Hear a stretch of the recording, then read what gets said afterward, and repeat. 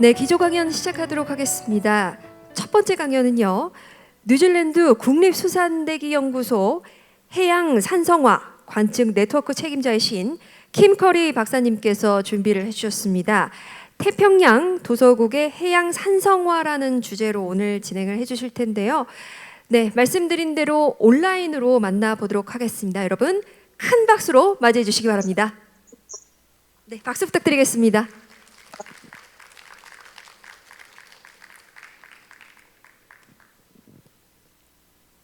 Would you please go ahead? Thank you very much, everyone, and greetings to you all from New Zealand, to the honoured guests and the participants. Thank you for the opportunity to present in this International Island Forum. I'm presenting this on behalf of the many people who work on ocean acidification in the Pacific region, including scientists, policymakers, funders, and educators.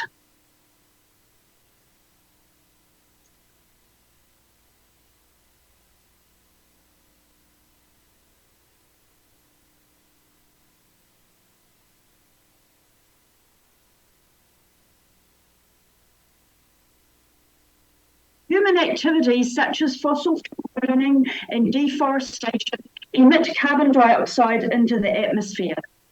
About half of this carbon dioxide stays in the atmosphere, leading to global warming and climate change. About 1/4 is taken up by the ocean. When the oceans take up carbon dioxide from the atmosphere, the water becomes more acidic.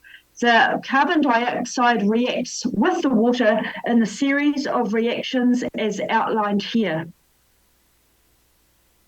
The resulting changes in the ocean chemistry include an increase in the amount of dissolved carbon dioxide in the water, a decrease in the pH of the ocean, a decrease in the amount of carbonate ions, and together these changes are called ocean acidification.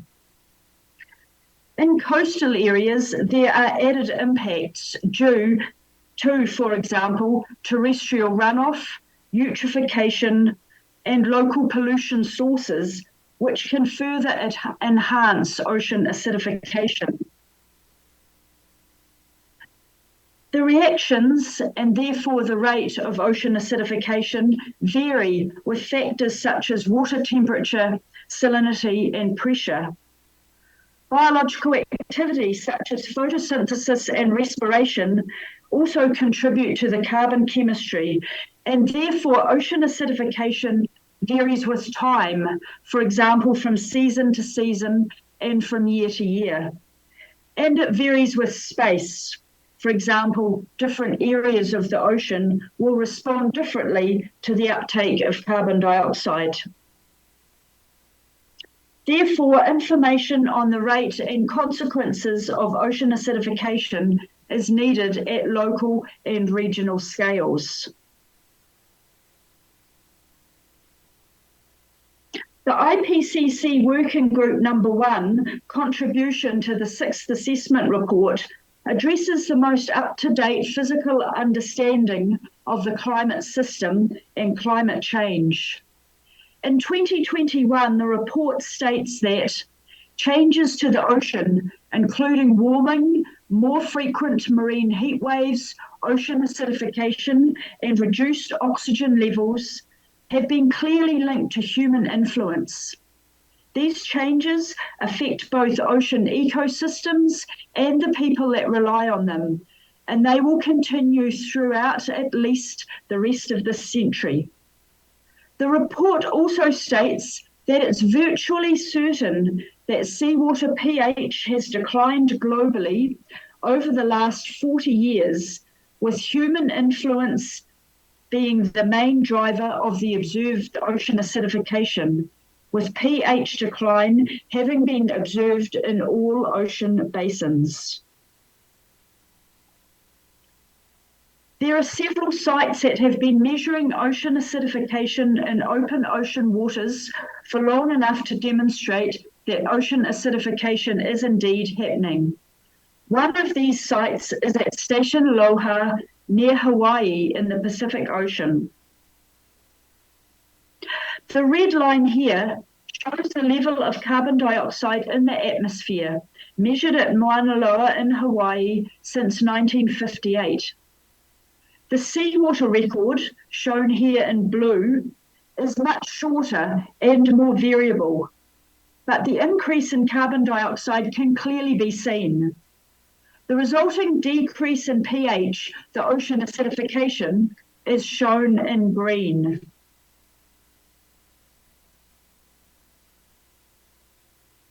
These changes in water chemistry occurring with ocean acidification have consequences for marine ecosystems.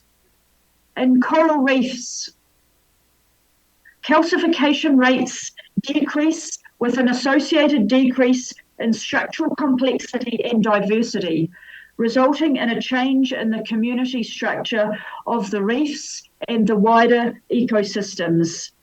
For pelagic environments, an increase in primary production and in harmful algal blooms impacts the base of the pelagic food web, again changing the community structure.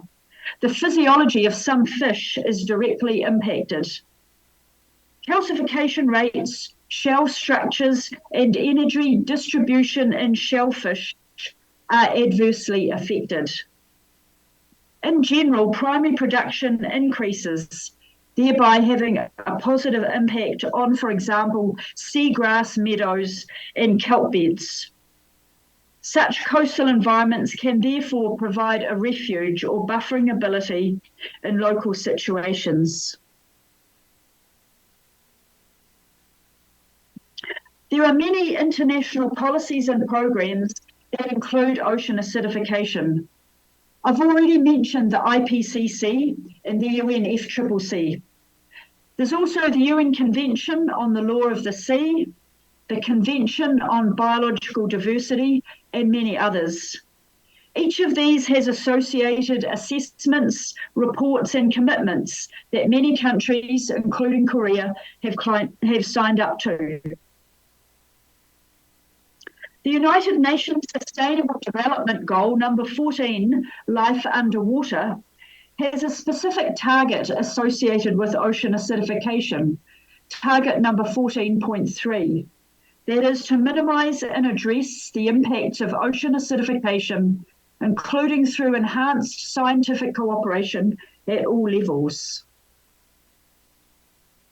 However, as can be seen on this map here, which is a screenshot of the SDG 14.3 data portal, the data in the Pacific area is sparse.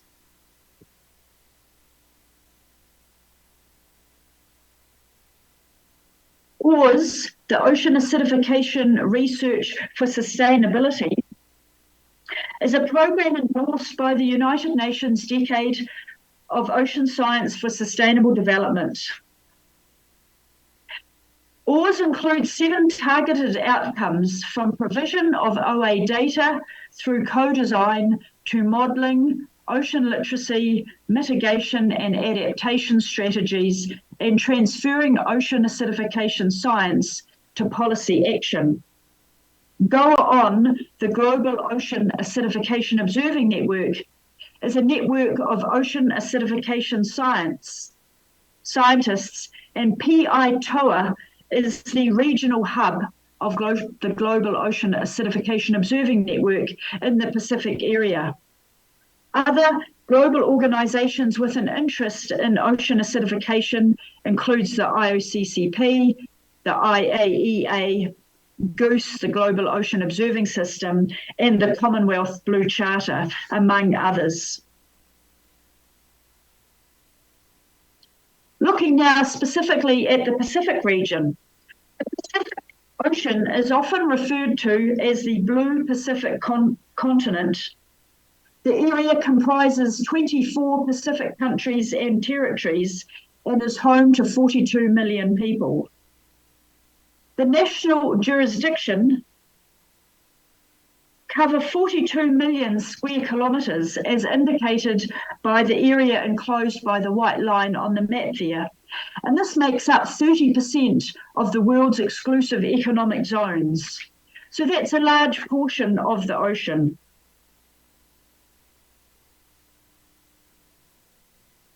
As with all oceanic and coastal areas, these Pacific waters are vulnerable to ocean acidification. A 2015 assessment of the vulnerability of Pacific Islands to ocean acidification identified most of the ecosystem and ecosystem services as being highly or very highly vulnerable, as shown in this table by the orange and red areas. The green areas of the table indicate uncertainty in the vulnerability estimates, and this is substantially due to the lack of local data, research, and knowledge.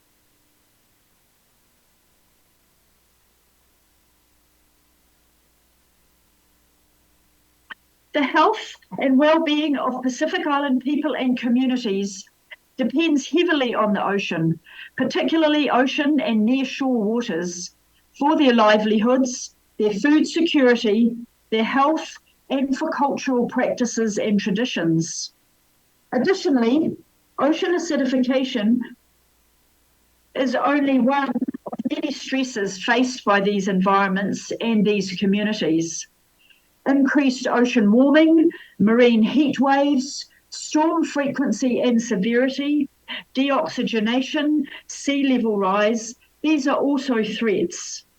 Some of these, including ocean acidification, are chronic, slowly increasing, and often without immediate and obvious consequences. A specific recommendation of the vulnerability assessment was to improve the monitoring of ocean acidification in order to provide a better understanding of the impacts and therefore to provide information to develop and implement management and mitigation measures. However, the blue Pacific continent is sparsely populated, communications and transport are expensive, and there are many logistical and capability challenges.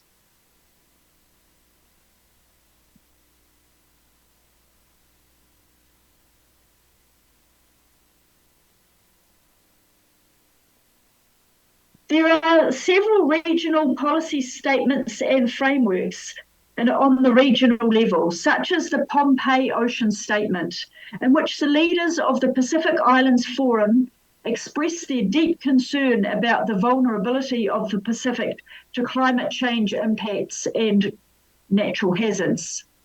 This resulted in the development of the Pacific Islands Forum Leaders Ocean Statement in 2021, which is a statement for the Blue Pacific continent, a strategy for the decade 2020 to 2030. Several Pacific nations have national ocean policies. And in these policy frameworks, ocean acidification is usually included with climate change.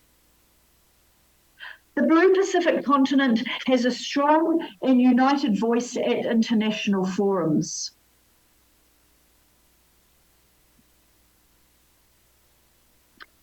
Therefore, there's an obvious need to increase the understanding of local ocean acidification conditions, to identify effective and sustainable adaptation and mitigation approaches, and to develop strategies to address the changes to the ecosystems, communities, livelihoods, and economies. However, a big problem is that there is limited data in this region to inform local management decisions. And not only is there limited local data, there's limited capacity and capability within the region to provide that much needed data. So the initial need is to upskill local researchers to enable them to carry out this work, to increase access to the equipment and other resources that are required, and to provide ongoing support, as well as opportunities to interact with the global research community. This map shows the ocean observing assets that are available within the Pacific. For a large and important oceanic area, the observation capability is very limited. I'd like to specifically point out the moorings measuring ocean acidification parameters in Palau, here, and in Samoa, here. These are owned by KIOST, the Korean Institute of Ocean and Science Technology. The countries marked in dark blue there have go-on-in-a-box kits. These kits contain the equipment and chemicals needed to start up and run a basic ocean acidification observing program. The go-on-in-a-box recipients also receive training and mentorship. To contribute to addressing these issues, and in particular to build ocean acidification capability and capacity across the Blue Pacific continent, the Pacific Islands Ocean Acidification Centre was established, opening in 2021 and with a physical home in Suva in Fiji. The Pacific Islands Ocean Acidification Centre is the result of a local, regional, and international partnership with these 4 high-level goals: training to increase regional expertise in ocean acidification monitoring, provision of advice on the application of monitoring to support adaptation and mitigation processes, to provide assistance with managing and archiving the data that is collected, and enabling Pacific scientists to contribute their research to regional and international communities. That is important for many reasons.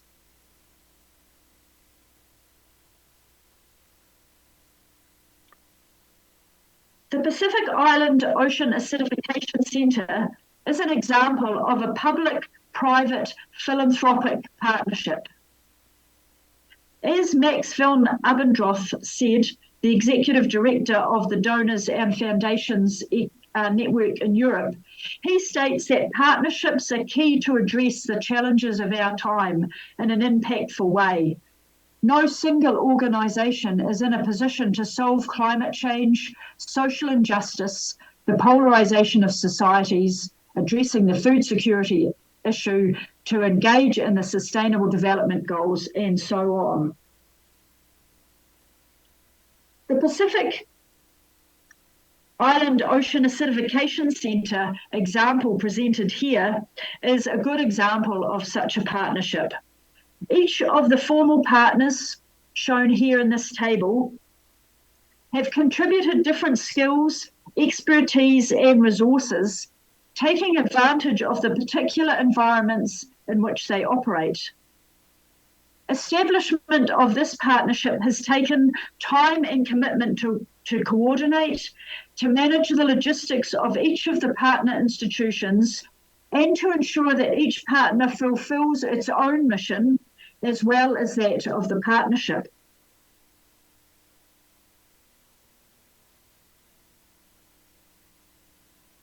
Going forward, the Centre is working with different agencies in a variety of relationships. These may be formalised through mechanisms such as funding agreements, joint proposals, research proposals, memoranda of understanding, membership agreements, etc. Or the relationship may simply be passionate and committed individuals working together to further a philosophy, a passion, which in this case is ocean acidification, and enabling the Pacific region to manage their own environment in an ocean acidification context.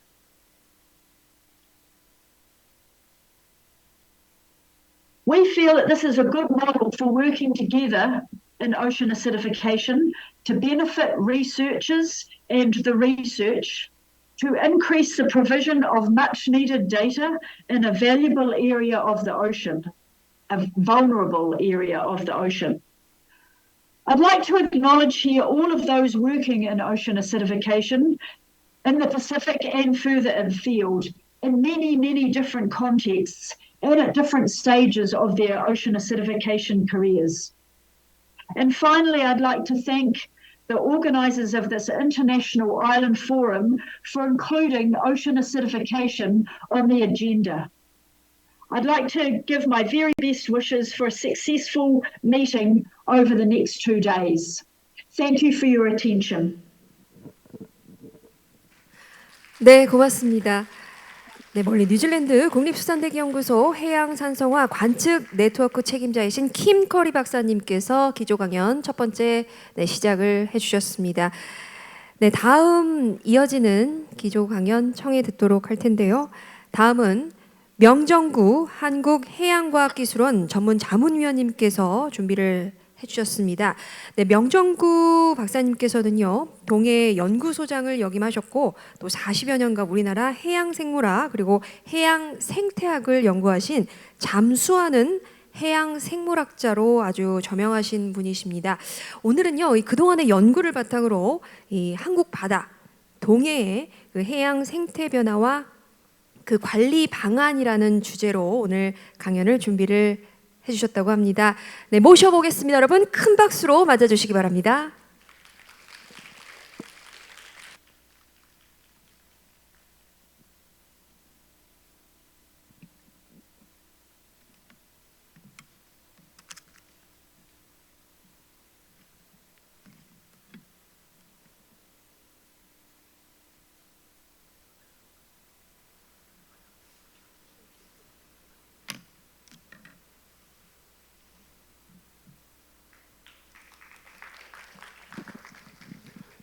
반갑습니다. 우선 이런 자리에서 제 조그만 경험을 소개하게 돼서 영광스럽게 생각하고요. 특히 조금 전에 뉴질랜드 박사님이 말씀하신 대로 우리나라도 거의 같은 과제에 또는 문제에 부딪혀 있는 산민이 바다인 나라입니다. 그래서 오늘 저는 그 지난 40년이죠. 40년간 한국해양과학기술원에서 여러 가지 일을 하면서 제가 얻었던 경험 그리고 제가 느꼈던 어떤 해양 생태 보존에 대한 문제에 대해서 여러분께 간단히 소개를 해드리고자 합니다. 오늘은 뭐 제목은 동해라고 붙었지만 실은 저는 우리나라 삼면의 섬들을 되게 생태 조사를 같은 방법으로 해왔습니다. 그래서 조금씩 이렇게 정리를 해서 소개하도록 하겠습니다.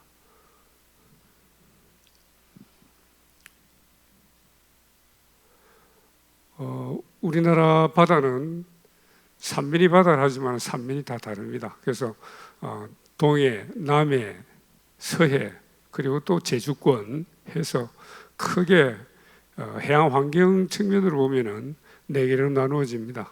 그래서 그런 특별한 그 환경 특성을 다 가지고 있고요. 그다음에 우리나라 바다는 지난 한 10,000년 전에 해수면이 상승하면서 산봉우리들이 이렇게 남아있는 조그만 섬들이 정확하게 수는 모르지만은 문헌상으로는 약 4,000개가 된다 그럽니다.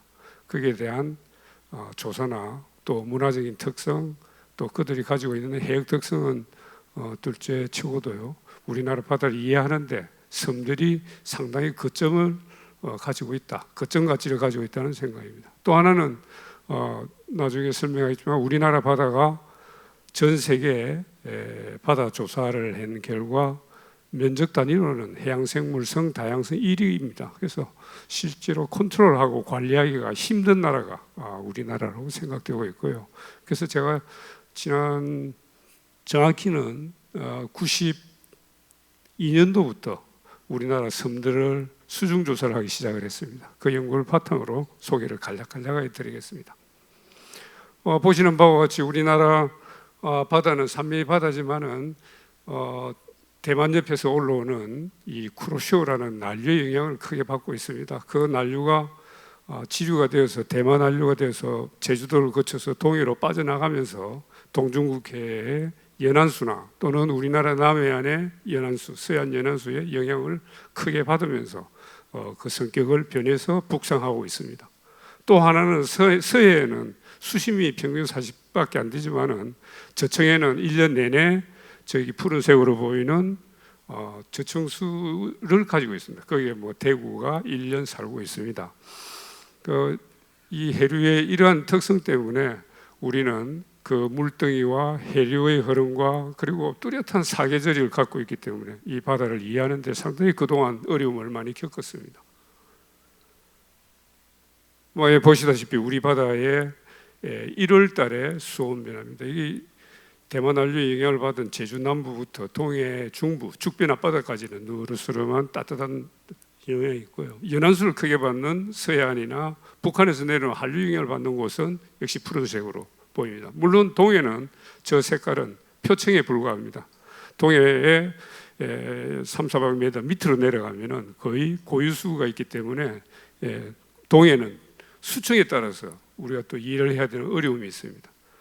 오늘이 섬에 대한 이야기니까 섬을 제가 몇 개를 준비를 했습니다만 동해에는 섭섭하게도 단순한 해안선과 그리고 울릉도 독도라는 멀리 떨어져 있는 섬이 있는 바다입니다. 그래서 이 동해 독도의 해양 환경을 계속 모니터링하는 게 동해를 이해하는 데 상당히 큰 도움이 되고요.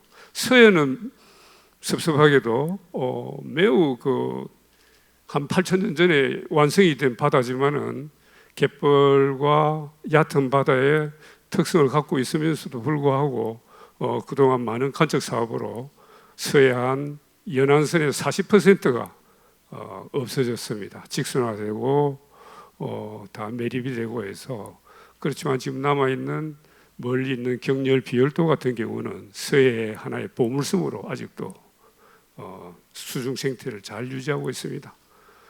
남해 같은 경우는 섬이 많죠. 여러분 잘 아시다시피 여수 앞바다에 금호열도, 금호도, 안도, 소리도부터 해서 쭉 밖으로 나가면은 여러 섬들이 있는데 그게 금운도나 저 위에 사진에 보는 백도 같은 경우는 지금도 원시 수중 생태를 그대로 가지고 있습니다.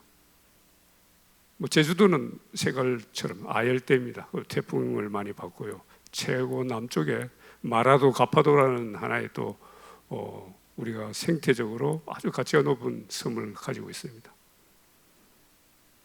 그래서 우리나라 바다에 살고 있는 물고기를 중심으로 본다면은 차가운 물에 사는 연어, 명태, 대구 등의 어떤 온대성 어류들, 냉수성 어류들, 그 외에 아열대성 어종들이 있고요. 그 다음에 제일 아래쪽에 보면은 제주도 쪽에 있는 열대 어류들, 그리고 동해 깊은 곳에 있는 극지 어류들까지 아주 다양합니다.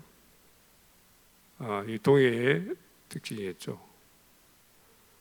그 동해 같은 경우는 실은 물은 위쪽에서 보면은 그렇게 따뜻하고 난류의 영향을 받는다 하지만은 속초에서 포항까지 약 수심 40m만 내려가면은 이와 같은 그 냉수성 말미잘이 늘 자리를 잡고 있습니다. 그래서 동해를 이해하기에는 참 어렵다는 생각을 늘 하고 있습니다.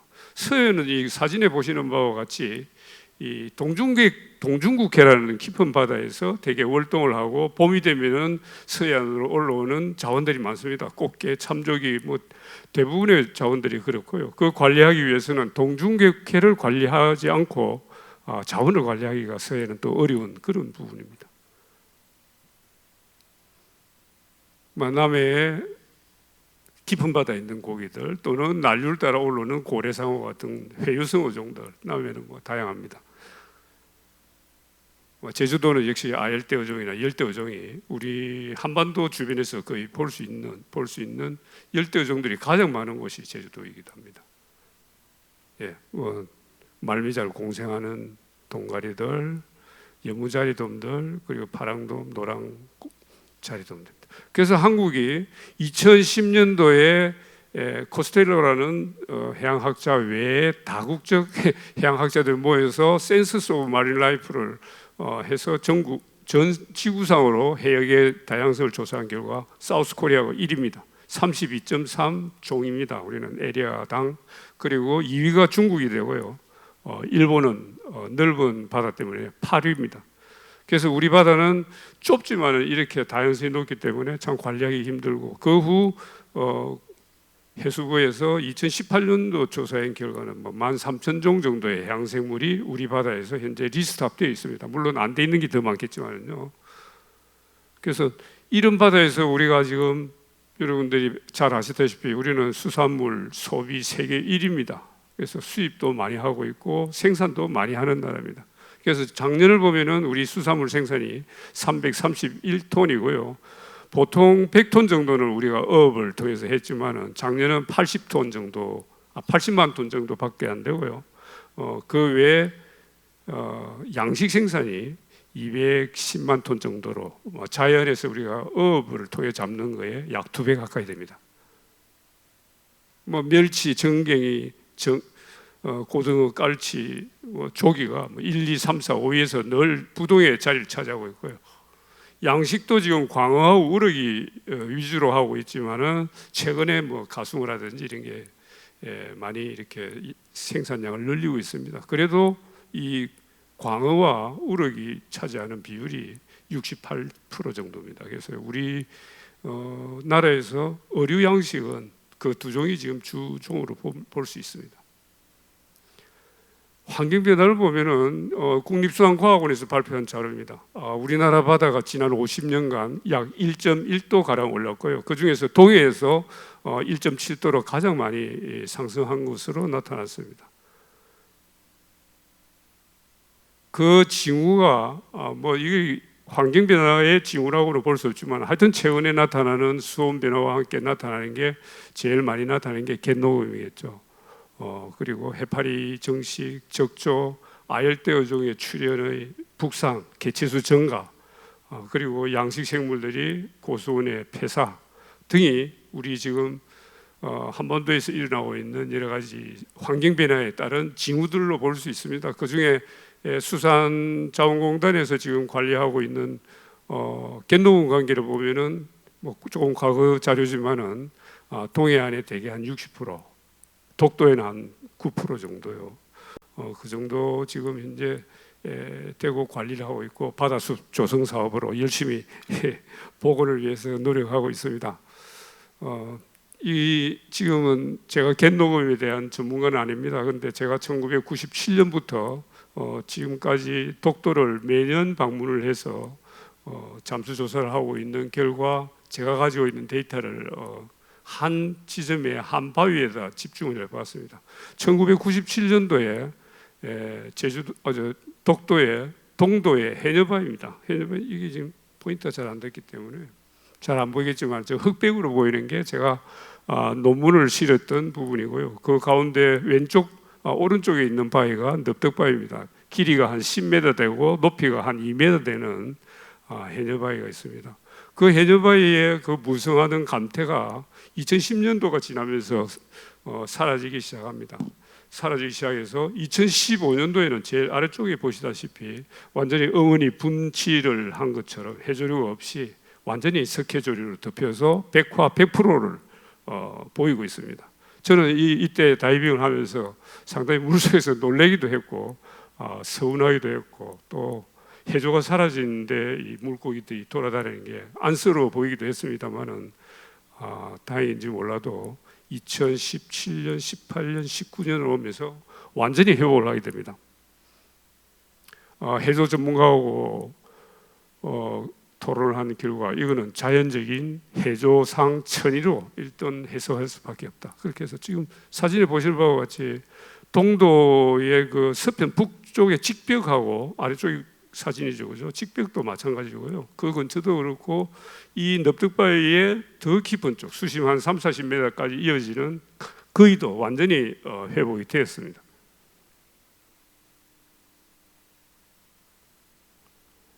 (2015년도의) 그 동영상입니다. 보십시오. 제가 이게 97년도부터 그림을 그리기 시작했던 동도 해녀바위의 지금 바위에 보시면은 성게만 붙어 있고 아무것도 없습니다. 그 옆에 모래고요.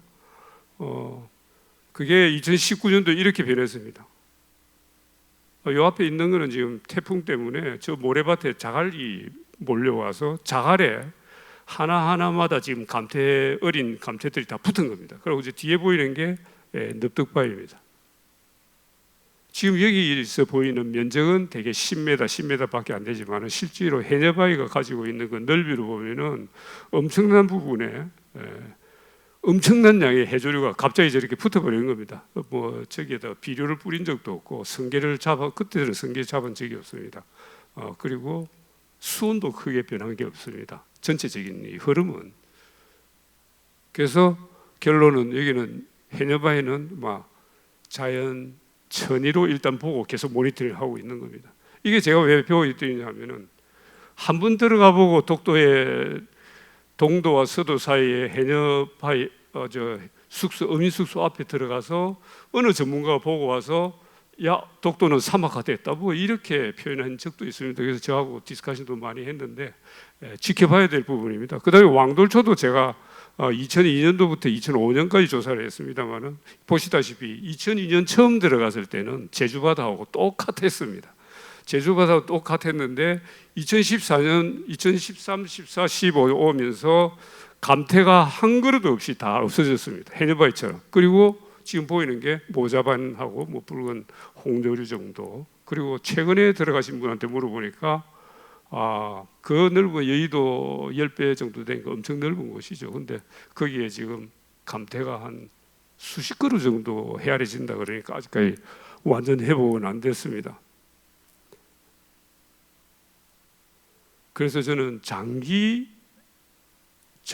조사와 표준화된 조사 그리고 그 정확한 조금 전에 그 뉴질랜드 박사님 말씀하셨지만은 뭘 이렇게 회복을 하든 인간이 어떻게 도움을 주려고 그래도 정확한 해석이 되지 않고 정확한 과학적 데이터 없이는 어떻게 할 수가 없습니다.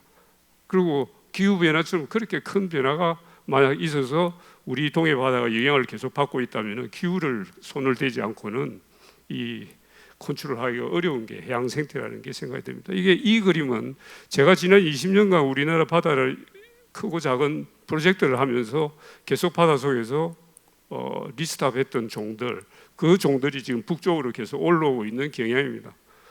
여기 보시다시피 뭐 파랑돔이라든지 노랑자리돔 그리고 여기 제주도에 있는 여무자리돔 이런 돔들은 아직까지 크게 많이 못 움직이고 있습니다. 그 대신 새끼들만 여름에 독도를 방문을 합니다. 그래서 지금은 현재 방문종과 거주종을 나눠놓고 있고요.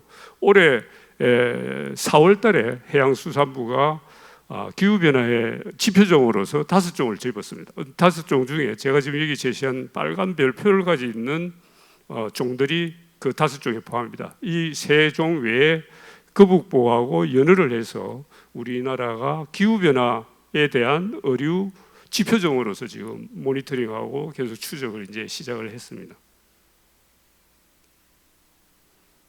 이거는 우리 지금 보면은 일본 가고시마부터 제주도, 우리나라 남해안, 통영 앞바다 그리고 왕돌초, 독도까지의 어류의 어떤 그 생태적 구성입니다. 보면은 가고시마의 80.2가 되는 저 열대 어종들은 독도로 쭉 올라가면은 독도에서는 31% 정도 됩니다. 반대로 독도의 약 40% 정도 되는 온대성 어종들은 쭉쭉 남쪽으로 내려오면은 역시 한 20% 그리고 가고시마까지 내려가면 약 5% 정도가 났습니다. 참고로 가고시마에는 우리가 보는 눈에 보이는 해조류는 거의 없습니다. 산호바다하고 거의 같습니다. 그래서 제가 2008년에 생태 지도를 그리기 시작했는데 그때부터 독도에 새로 나타난 종들입니다. 뭐 보시면은 뭐 처음 보시는 종들도 많을 겁니다. 민배도라치, 뭐 금눈도 저는 심해옵니다만은 그 다음에 미기록적으로 밝혀진 얼룩 망두, 독도 망두입니다. 독도 이름이 붙었고 그리고 제일 오른쪽 아래에 있는 부채꼬리 실고기는 우리 지구상에서 독도가 가장 높은 위도상에 출현했던 지역으로 나타납니다. 하여튼 어떻게 됐든 간에 매년 조금씩 아열대종이나 열대종들이 눈에 보이는 것은 사실입니다. 그래서 제가 생태 지도를 그려야 됩니다. 왜냐하면 제가 시작할 때 2008년도에 그림을 그리셔야 했는데 제가 벌써 은퇴를 해서 3년째니까 제가 할 수 있는 것은 그렇게 오랜 기간이 아닙니다. 롱텀이 아니기 때문에 제가 표준화를 시켜놨습니다. 이 독도부터 제주도까지 우리 금운도, 백도 뭐 이런 외딴 섬들의 조사는 표준화를 시켜서 제가 말고도 제 후학이 가더라도 똑같은 잠수 코스를 따라서 똑같이 관출할 수 있도록 일단 표준화를 시켜서 적어놨고요. 거기에 전문가들이 전부 그림을 그려서 대형 동물들의 지금의 분포를 과학적으로 해서 논문을 내고 그 논문을 어린이들이나 학생들이나 일반인들 또는 전문가들이 들어가기 전에 사전에 정보로 바로 볼 수 있도록 그림 생태 지도를 이런 식으로 그렸습니다. 이 그림은 큰 가지바위입니다. 그다음에 독립문바위는 이렇게 보입니다만 독립문바위도 표준화해서 이런 식으로 지금 수중에 현재 상태의 해조류, 각각류, 뭐 연체동물 그리고 어류의 종들 그리고 보고서나 논문에는 로 데이터를 그대로 실었습니다. 이걸 모디파이 수정을 해버리면은 한 10년, 30년 지나고 후학들이 해석하기가 상당히 어려워집니다. 그건 이제 랍하게 되니까 논문식으로.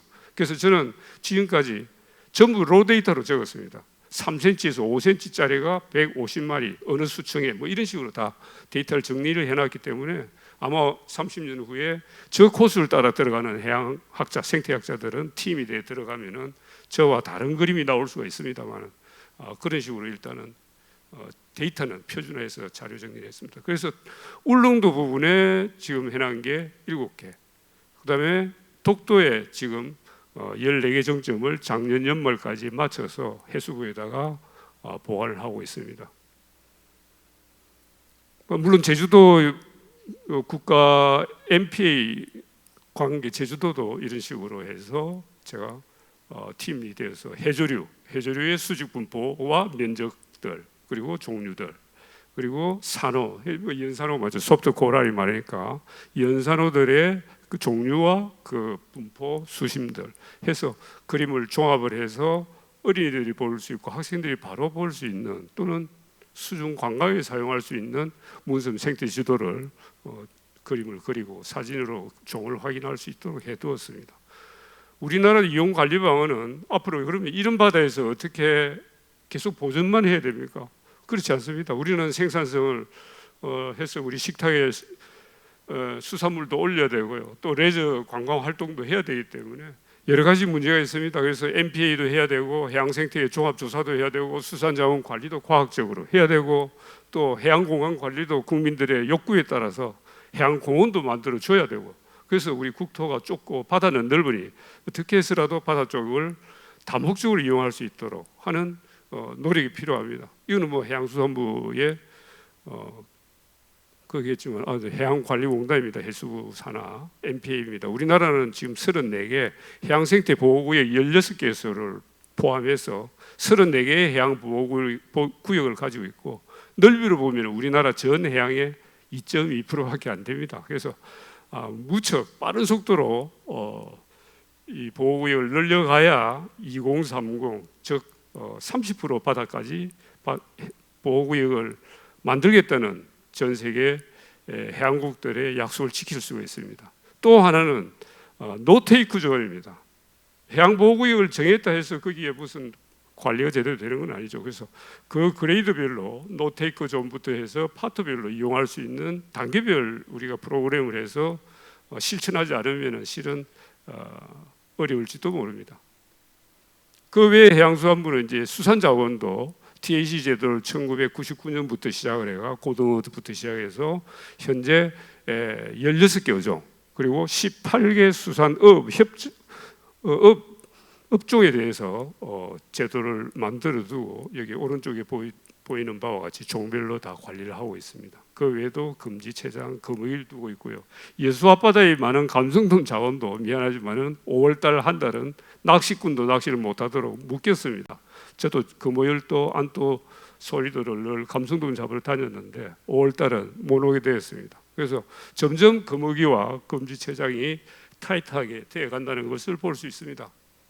바람직한 일입니다. 그 다음에 우리 바다도 국토처럼 용도에 따라서 이렇게 해양 공간을 관리하겠다는 해수부 의제가 2021년도 법으로 시행이 되었습니다. 뭐 부산 같은 경우는 군사 해역이 상당히 넓습니다만 제주도는 업, 관광, 생태 보존해서 각 해역마다 8개 용도로 이렇게 우선 나누고 관리를 해오고 있습니다. 우리나라가 지금 양식 생산량이 약 한 200만 톤이 넘는다 그랬는데 여기 보시다시피 우리는 어류, 폐류, 굴 그리고 김, 미더덕, 뭐 서해안에 갯벌, 폐류 양식장까지 바다를 촘촘히 이용하고 있습니다. 여러분 최근에 전복값이 그래 떨어진 이유는 양식을 너무 많이 해서 떨어진 거니까 우리는 바다를 100% 지금 활용하고 있다고 보면 됩니다. 너무 많이 이용한 거예요. 그리고 그걸 입체적으로 이용하기 위한 하나의 아이디어가 바다 목장입니다. 통영 바다 목장 조감도인데요. 이게 1998년부터 해서 제가 제 조사만 해도 지금 지난 7월 25일까지 거의 98년 2007년도 끝나고 나서 지금까지 관리를 해오고 있습니다. 통영시가 관리를 하고 저희들이 가서 과학적인 데이터를 뽑고 있죠. 그래서 여기도 앞으로 활용을 하기 위한 생태 지도를 그렸습니다. 이거는 통영 바다 목장 노테이크 존 안에 있는 섬 근처의 어초 모양 그대로입니다. 지금 이 상태대로 딱 되어 있습니다. 그래서 제가 올해 본 어초, 제가 2000년도 넘어오면서 우리는 14종 900여 개의 어초가 저 해역에 들어 있습니다. 2,000헥타에 들어 있고 제가 그 중에서 5개는 지금까지 계속 모니터를 직접 하고 있습니다. 900여 개의 어초가 다 저렇지는 않습니다. 어초의 위치나 형태나 거기에 따른 어떤 그 환경적인 조건에 따라서 어류 자원량은 어초에 따라서도 많이 다릅니다. 이 지금 나오는 장면은 비단가래비 채록 옆에 붙어 있는 바다 목장 내에 볼락 그냥 자원입니다. 자원입니다. 저거는 잡아내는 것보다는 그냥 학생들한테 보여주고 교육을 시키고 싶을 정도로 부어초 역할을 하는 가래비 채록을 보면 됩니다. 그래서 이 해역은 앞으로 체험 낚시도 하고 체험 잠수도 하고 수중 전망 시설을 해서 학생들을 그냥 다이빙을 못해도 그냥 서서 볼 수 있도록 그렇게 만들 수 있는 아이디어를 가지고 지금 하나하나 추진을 하고 있습니다. 또 하나는 지난 98년 이후로 지금까지의 그 바다 목장에서 했던 자원조성 인공어초의 실험을 토대로 해서 우리 지금 전북 고창 부안 앞바다에 하고 있는 서남의 해상풍력단지에 양식 자원 복합 단지의 모델을 만들어서 그대로 시행을 했습니다. 이 과제는 2014년도에 정부로부터 지원을 받아서 작년 22년 12월 달까지 실정 실험까지 마쳤습니다. 그리고 기술 이전도 중국 쪽으로 최근 해주고 있습니다. 지금 이 해역에 지금 보고 있는 수중에는 어초에 따른 자원조성, 수청에는 각 종별 양식 시설 그렇게 해서 에너지하고 수산업이 공존하는 실험을 해왔습니다. 이게 어민들하고 쉽지 않은 몇 년이 걸린 이렇게 실강의를 하고 유럽도 다니고 하면서 다 설득을 시켜서 지금은 잘 토대를 잡아 하고 있습니다. 이걸 지금 제가 하나 보여드리는 것은 지난 IMF 이후에 우리나라의 해양 레저에 대한 인구는 폭발적으로 늘어납니다. 350만이었던 그 당시 낚시 유호 인구가 지금 보시면은 작년, 재작년 약 한 800만이 됩니다. 그리고 저기에 관련된 조구 산업이나 낚시 산업의 경제 규모도 엄청나게 늘었습니다.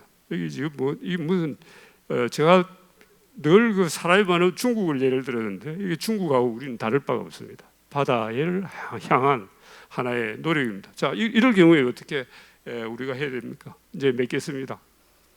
저는 지난 수십 년 동안 외곽 도시의 생태 변화를 모니터링해서 우리 동해 또는 우리 남해, 서해의 환경 변화와 그에 따른 자원 변화의 어떤 예측을 하기 위해서 과학적인 자료를 우리 팀들하고 늘 조사를 해왔습니다. 이거는 지속적인 모니터링, 롱텀으로 해서 과학적인 정확한 자료가 있어야 관리를 할 수 있고 컨트롤하고 매니저가 됩니다. 그렇게 하기 위해서는 저는 결론을 내렸죠. 우리만 가지고는 안 된다는 거예요. 중국과 일본의 협의가 없이는 우리 바다는 관리가 하기 너무 힘듭니다. 동중국해에서 들어오는 많은 환경의 영향을 받기 때문에 동중국해를 끼고 있는 우리, 일본, 중국 국제적인 보존 협력이 이렇게 네트워크가 되지 않으면 남서태평양도 마찬가지고 너무 넓게 흩어져 있으니까. 그래서 그런 국제적 보존 협력이 필요하고 네트워크가 필요하다. 또 하나는 우리 연안과 섬에 지금 많은 변화들이 오고 있는데 그 변화의 일부분은 우리가 돈을 벌기 위한 어떤 양식이나 사람의 활동에 의해서 오는 게 너무 많습니다. 그래서 사람도 살고 자연도 살 수 있는 다양한 기능을 가는 우리 국토 관리 노력을 해야 되는데, 그렇게 하기 위해서는 정부도 동참을 해야 되고, 섬에 사시는 분, 연안에 사시는 분들, 수산업을 하시는 분들, 고대구리 없애는데 수십 년이 걸리던 나라이기 때문에 지금 우리가 가지고 있는 많은 문제를 해결하는 데는 오래 걸릴 것이다. 그리고 조직적으로 하지 않으면 쉽게 해결되지 않는다는 게 저희 주장이기도 합니다. 그래서 해양보호관리부터 이렇게 보시는 바와 같이 수산업까지 산업 공존 발전을 해야 된다는 게 하나의 저희 오늘의 제 주장이고요. 또 하나는 지금은 고령화되어 가고 되게 어민들은 고령화되었습니다. 저도 고령화되었습니다. 이미 은퇴를 한 상태니까요. 제가 직접 렁을 메고 지금은 들어가지만 10년을 더 들어간다는 보장이 없습니다. 그러면 어떻습니까? 조금 전에 뉴질랜드 그 박사님 말씀하시듯이 인력을 양성을 해야 되고, 그 양성된 인력이 들어갔을 때 표준화된 방법으로 우리 데이터를 해석할 수 있어야 됩니다. 그래서 해양 교육이 필요하다, 전문화가 필요하다 하는 게 어떻게 오늘 앞에 있는 기조 강연자하고 저하고 강연이 이 기조가 맞아 떨어져서 거의 같은 길로를 내리게 돼서 마음속으로는 기분이 좋습니다만, 저는 물속에 들어가니라고 험한 바다에 짧은 출장 기간 중에 늘 섬을 꼭대기는 못 보고 밑에 물만 보고 살았는데, 어느 날 갑자기 오다 보니까 제가 섬이 되어 있었습니다. 섬은 그 밑에 있는 많은 해양 생명 자원과 생태와 수중 경관을 거느린 부자였습니다. 그리고 외롭지 않는 섬이었거든요. 앞으로 그런 섬이 좋은 관리를 잘 받아서 우리 곁에서 항상 생산성도 유지하고 우리의 국민에게 기쁨과 여유 있는 생활을 주는 어떤 그런 시작이 우리 남해안에, 서해안에, 또 동해에 있는 독도로부터 섬으로 시작됐으면 하는 생각입니다. 저희 오늘 간단한 제 연구 결과니까 쉽게 봐주시고 가볍게 봐주시고 앞으로 좋은 뜻으로서 발전하기 바랍니다. 이상입니다.